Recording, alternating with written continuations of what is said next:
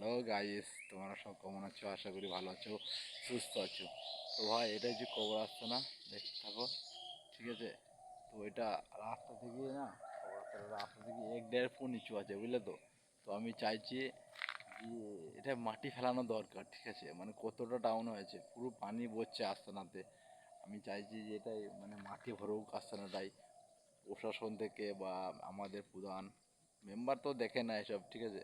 প্রধান এরা যদি মানে একটু মাটি ভরতো, 200 গাড়ি 300 গাড়ি ধানটা, এই তো সামনে ধানে উঠছে, ধান হলে মাটি ভরা হবে।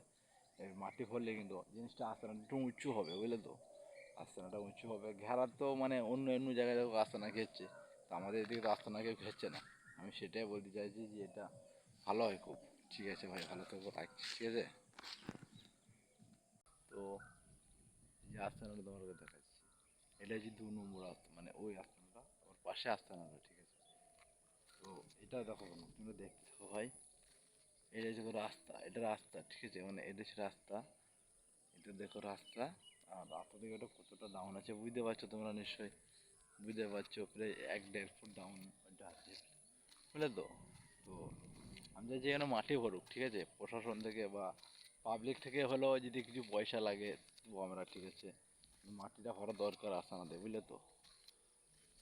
ভাই, ভালো থেকো, সুস্থ থেকো, ঠিক আছে? ভিডিওটা একটু বেশি করে শেয়ার করো, লাইক করো। মানে যদি আমি প্রথম ভিডিও আজ আজ থেকে ভিডিও ছাড়লাম, ব্লগ ভিডিও করব প্রথম থেকে, আজ থেকে। তো যা যা আমি করব তোমাকে দেখাবো, যে যাবো বা সব কিছু দেখাবো ভাই, দেখতে থাকবে। ভিডিওটা ভালো হলে মেসেজ করে বলবে।